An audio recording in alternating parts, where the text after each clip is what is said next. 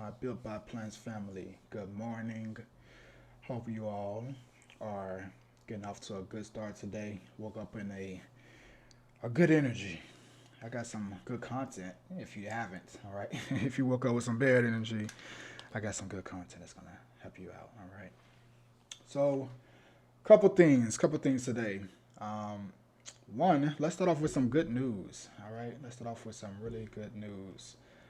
The good news is we now have the Built by Plants Pocket Coach as a live app inside of the App Store. Currently only with Apple iOS, but hopefully within the next week or so, we'll also have the Android version. So if you have an iPhone, you can head right over to the App Store and download the Built by Plants Pocket Coach. I actually prefer you to download the Pocket Coach so that way you can have it um, on your phone as an app, as opposed to having to log into the website from your phone or the desktop. But even if you don't have it, then obviously still leverage it on the website. The website works perfectly fine. So go to the App Store, Apple App Store, type in Built by Plants, and you'll see the Built by Plants Pocket Coach there. All right. So that is number one. That's the first piece of good news. All right. Second thing, the agenda for today. Not a long call. It's going to be pretty quick, but I just feel like this can be beneficial to you all, whether you've been with us for a while or you're, you know, just signed up this week.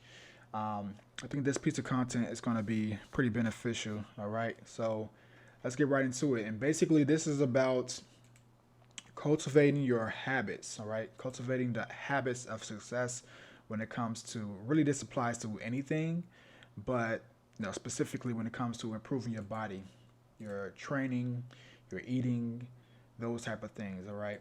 And the specific topic under cultivating your habits is activating your environment. All right. Actively designing your environment for success. So I want to start off by reading this little section here of this book. If you all don't have this book, the Motivation Manifesto, it's by Brandon Butcher. He he's been around for a while. He actually used to do like high performance um, work and such, like on YouTube. He's a really dope dude. But basically, this book is really good. I've had it for a while, years, and then I lost it a few years ago, so I reordered it maybe last year. But I've been reading it on and off for about like maybe 5 years at least. So the section that I want to read to you all is about how to frame your failures, all right, your disappointments and things like that. All right, so I'm gonna go ahead and read this. More conscious people see disappointment as a common and harmless reality of having high aims and standards. If we are not disappointed from time to time, we are not attempting anything new or bold or significant. So realize disappointment is necessary and holds no real power over us. In truth, disappointment often dies when we adapt or adopt a learning mindset. Rather than being saddened or frustrated to the point of failure, we must simply become curious, asking, what can I learn here that will help me alter my approach?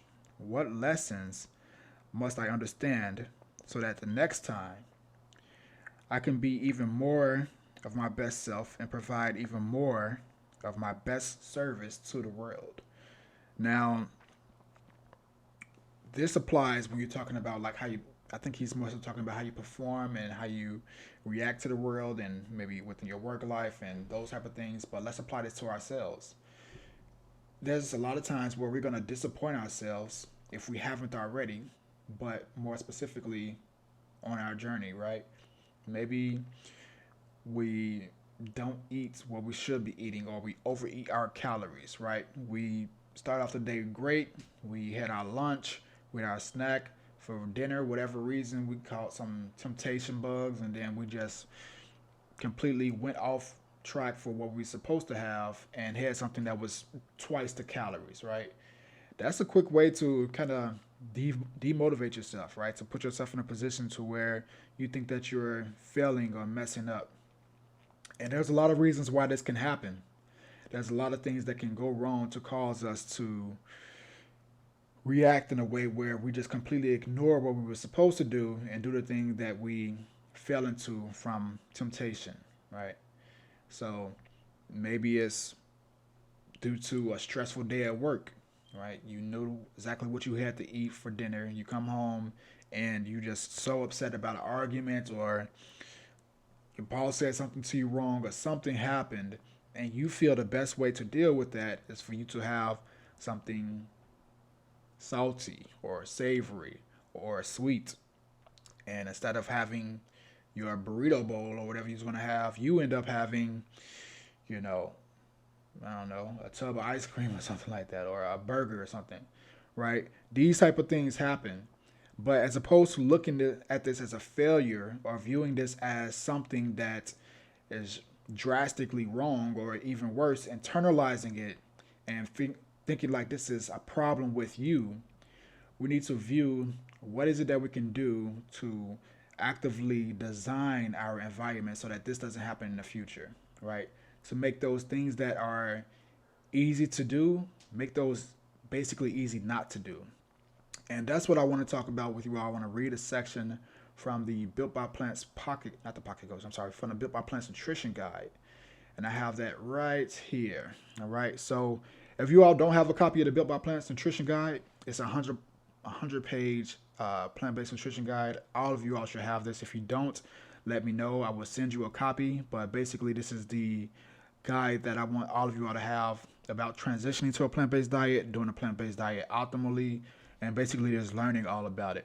All right. So if you all don't have a copy of the Built by Plants nutrition guide, let me know. Shoot us a text, and I'll send you over a link to download it. All right. All of the clients, all of you all, it's free for you all. So just let me know, and I'll send you over a copy. So let's go ahead. Let's get into this. This section is cultivating the habits of success. All right. So let's get into it. Actively design your environment. Most of the time, we are products of our environment as it drives our immediate behavior. Here's what I mean.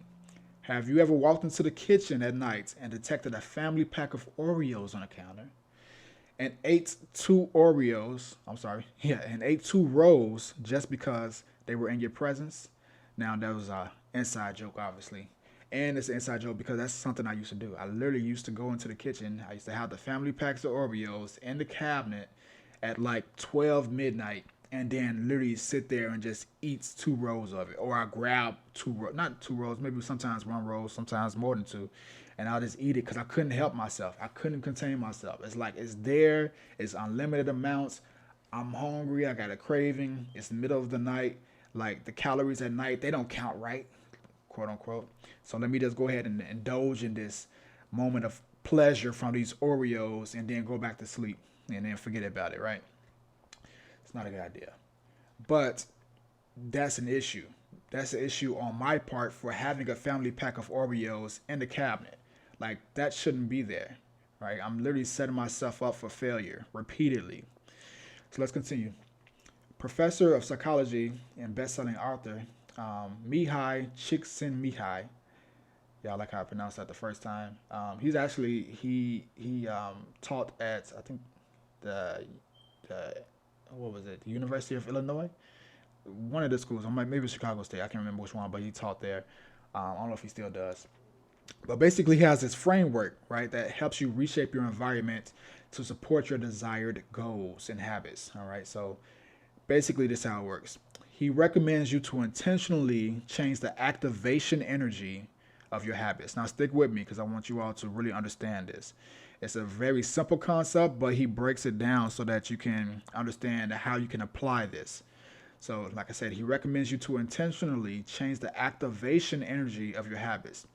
The idea behind this is that each one of your habits require a certain amount of energy to get done, especially new ones, right? So imagine just now going to the gym for the first time. You've never been to the gym before. It's a uphill battle because it's something that you're not used to. It's uncomfortable. It's something that you're really not even probably that motivated to do because you're not good at it. Maybe you're worried about being judged or how people are going to perceive you in the gym or not knowing what to do, that type of stuff. It takes a certain amount of energy to actually execute and go to the gym when it's new, right? So read that one more time. The idea behind this is that each one of your habits require a certain amount of energy to get done, especially the new ones. The more activation energy it needs, the less likely you'll be to follow through and do it. So, we need to set up our environments to make performing these new habits as seamless as possible. So, going back to that gym analogy, right? Let's just say you want to start going to the gym, but it's uncomfortable. It's you're not as motivated to do it because you just don't know. You're not good at it yet. It's your first time. What you can do is, especially if you're crunched for time, start setting up your environment so that it's easier for you to get out the house, right? What we all know, the one that everyone uses, which is lay your gym clothes out at night, right? Make sure that you got some good music. You got a playlist that you're gonna like while you're in the gym that you're gonna listen to. Um, get your gym bag ready. Make sure all that stuff is laid out, or even put it in the car ahead of time. Put your gym bag in the trunk so that way you don't forget it. Get your shoes, all that stuff laid out by the door. So as soon as you get up in the morning, you take care of what you need to. Then you throw your stuff right on, and then you out the door, right? So as opposed to you waking up, you trying to look through the closets. What am I gonna put on? That type of stuff. Like make it as easy as possible, or remove the gym at all. If you know that it's difficult for you to work out and you're not that good at it and you're not super motivated to actually start working out right now, start in the house, right? It doesn't work for everybody, but it works for a lot of people. Some people love working out in the house. So you can just wake up, get your workout in. Actually, some of you all with your sessions, the virtual training sessions with us with Dwayne, you all work out straight from the house in the morning time, right? You don't even have to leave the house. So it's very easy. That's a quick way to activate um, that activation energy, right? So that way there's minimal thought involved. So let's go back to this. So we need to set up our environment to make performing these new habits as seamless as possible. Let's say you want to start cooking every night, but you also end up eating cereal or junk food because you realize how much work you have to do to prepare the meal. Right. So by default, you just start. Let's just say you're supposed to make I don't know, like a burrito bowl. That's always the quickest answer or quickest response for me. You're supposed to make a burrito bowl or some ramen. There you go, some ramen for dinner, some Asian ramen. But there's a lot of ingredients. There's a lot of things that you got to cook and stuff like that. It can be challenging, so you just opt and grab the I don't know the burger or something like that because it's easier. It's already done. It don't require as much energy or thought to actually execute on that. This is what you need to do. Number one, decrease the activation energy of your desired habit, which is cooking dinner, by making it more convenient. For example, try chopping up the ingredients, the onions, the bell peppers, etc., ahead of time. So as soon as you buy them, put them into containers, right? So all your onions, you get the bag of onions, bring it to the house, chop the whole bag up, and put it into those storage containers, the little clear containers, the bigger ones. So that way they're already chopped, they're prepped, they're good to go. Same thing for your bell peppers, chop them up, put them in the containers. Same thing for anything that you can chop up and put into a container, basically. And then store them in the fridge, right?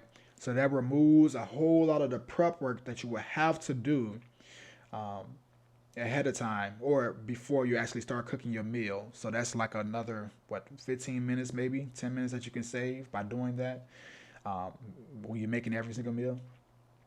So that way, once it's time to start cooking, all the prep work is already done, which makes you more likely to follow through with actually cooking the meal at night. All right. So that's just one example. All right. Now, again, you can do other things as well. You can make your meals on one day, right? Do a meal prep day. But if this is for you all that may want some variety, you want to cook different things throughout the week, you can prep your meal prep basically, or prep your food so that you can cook them. And we have a guide on that as well. It's called the Kitchen Rebuild. So it's basically about all this, which is setting up your environment for success. So if you all don't have the Kitchen Rebuild guide, let me know. I'll send that to you as well. Number two, increase the activation energy of your undesired habit, which is eating junk food or eating whatever it is that you crave, chips, those type of things, increase the activation energy of your undesired habit, which means make it more challenging, make it more difficult. You shouldn't have your favorite family bag of chips in the cabinet where you can just walk over and grab and start digging in and just eating a ton without knowing how many calories are in there, how much you actually had, the portion size. It shouldn't be there because it's a temptation. It's a trigger food, right? It's one of those things. For example, like me, I cannot still to this day have peanut butter in my house. Like I can't do it. It's just not. I've tried over and over and over again. I actually just tried recently, like about a week or two ago. Actually, I bought this little pouch. I'll talk about that later. But I cannot have certain things in the house because I can't control myself around certain stuff. It's like as soon as it hits the taste buds, it's a wrap. So this is part of knowing yourself, which is knowing the foods that trigger you and cause you to overdo it, right? Like do too much, like they say. So as opposed to putting yourself in that situation, setting yourself up to fail because you know you can't handle yourself around these certain foods, just remove it completely, get it out the house, right? And I'll continue. For example, you can completely remove the cereal or junk food from the house so that by default they are harder to access, right? So, for example, the other thing that we talk about in the kitchen rebuild is those foods that you do like, as opposed to, and I'll tell a little story about this as well. I think I was talking to Maisha about this on a call on the YouTube channel. Um, as opposed to having those foods that you can't contain yourself around in the house, remove them. But you can still have those foods if you need, but one, buy the snack pack and don't have them available at your leisure, right? You shouldn't be able to just get up and walk into the kitchen. One thing that I used to do with those things that I just needed or felt like I needed at least, those temptation foods, if I did want it, I would have to walk to the store to go get it. I wouldn't make it easy for myself to get access to those things that I know aren't necessarily supportive of my goals, especially if I'm over calories. Like you all know, we're not the type of individuals to say you can't have something. Like I love Oreos. I would never say that you can't have your favorite snack or you can't have ice cream or anything like that.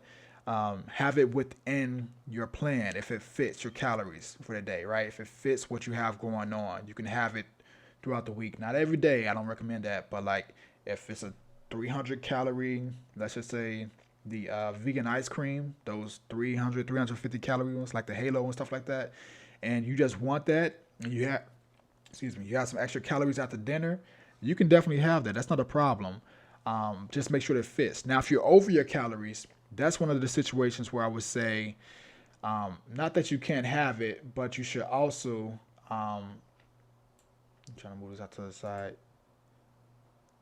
Not that you can't have it, but you should make it more challenging. So what I used to do is if I was over my calories and I was just craving something like I needed those Oreos or something like that, I would literally, it used to be like 8 p.m. or whatever because I'll make it through the whole day and willpower gets low around, you know, the long day I work at like 7 p.m. after the day is done.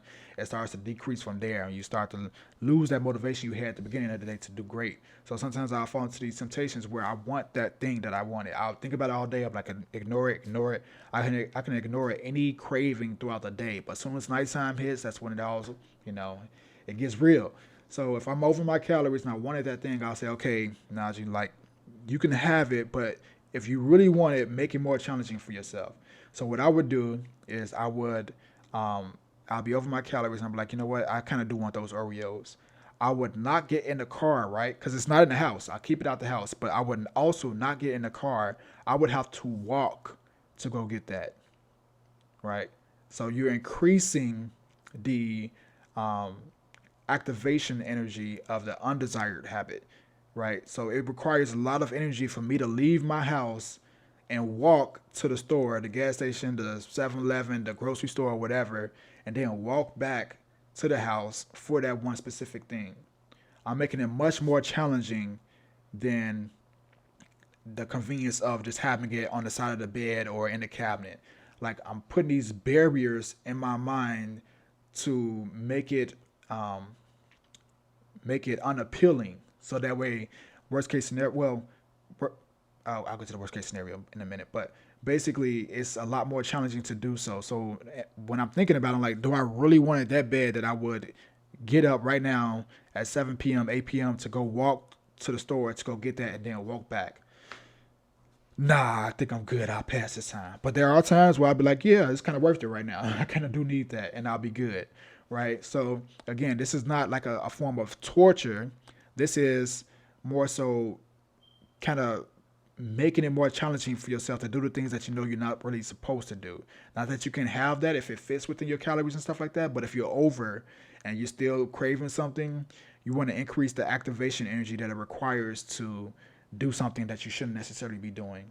But also increase the activation energy of something that or increase the activation energy of your desired habit, something that you actually should be doing.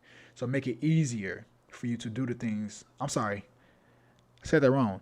Decrease the activation energy of your desired habit. So make it easier to do the things you're supposed to do and harder to do the things you're not supposed to do. All right. I hope that makes sense. If it doesn't, let me know and I'll re-explain. But I think that makes sense. Stuff that little part right that I had. Now, the other benefit of doing that, what I was talking about, which was the walking thing, was that worst case scenario, let's just say I did walk to the store and I went and grabbed the Oreos and it put me like 350 calories over my calories for the day. At least I did some form of activity to do it, right? And the thing that I was telling Maisha last time on the call is some people don't want to do that, right? Maybe you live somewhere where you probably shouldn't be walking, walking to the grocery store or the store at 8 p.m. or whatever, right?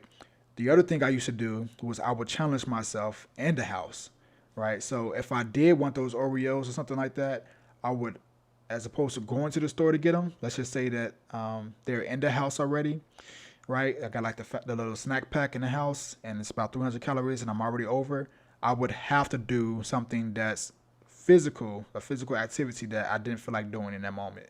So let's just say it's 12 a.m., it's 1 a.m. in the morning. I would say, okay, you can have those Oreos, the 4 Oreos, whatever, but you got to give me 50 push-ups right now at 1 a.m. You got to do the 50 push-ups before you can have the Oreos, right? So you can set up things like this inside the house as well to make it more, to increase that activation energy that requires to do that undesirable habit. So now I will associate going over my calories and having this food or snack or whatever or the treat that I shouldn't have. It's not like I should have. I shouldn't have because I'm already over my calories. I would associate that with work, right? I would associate that with doing push-ups, 50 of them, or sometimes 100, whatever it is I'm doing, right? And maybe you don't not at the maybe you can't do 50 push-ups right now, right? Maybe you got an injury or something like that. Do something that you can do, but challenging, right? 50 squats, 100 bodyweight squats, something like that, right? So that's going to condition you to put these mental barriers in your head so that you don't do the thing that you're supposed to do. So that was a long little tangent that wasn't necessarily about this specifically, but it does apply, I think. So going back, number 2, increase the activation energy of your undesirable or undesired habit, eating cereal, junk food, whatever. For example, you can completely remove the cereal or junk food from the house so that by default they're harder to access. Um, they're harder to have access to. By doing this, once dinner time starts approaching, if you want to eat, you're most likely or more likely to cook your meals since the ingredients are already prepped versus leaving the house to go to the store to get another box of Oreos. All right. So I hope that makes sense. I hope that kind of like gives you all some insight to the whole concept of this activation energy. In short, decrease the activation energy to do your desired habit and increase the activation energy to do your undesirable habit. Right? So you're putting these barriers into your mental, into your mind, so that you associate things that are beneficial as easy to do and things that are non-beneficial as difficult to do, as challenging to do. So we're kind of swapping that mental component of it. Like really try this. Actually give it a try and see how it works because I think it can be really beneficial for you all. And it will help if you actually go through with it and do it and actually set this up into your mindset and how you move forward. So that's the call for today. Recap. I think that if you all take this serious and start working on how you can actively set up your environment. And it's not just about the kitchen, right, or prepping your meals. Um, it's about like whatever it is that you're struggling with. See how you can make it easier to do the things you should be doing, and then more challenging to do the things that you shouldn't be doing. Lastly, download the Pocket Coach. If you all have watched this all the way through and you're still here, one, I appreciate you. Two, in the comments, hashtag finished. All right, so I know that you all finished it, and I got a $10 gift card for you for Amazon. Hashtag finished. All right, and that's only for the first two people that do it. um, all right, so drop that in the comments, and y'all enjoy the rest of your day. Happy Friday. Hope you all have a great weekend, and I will see you all shortly. Peace.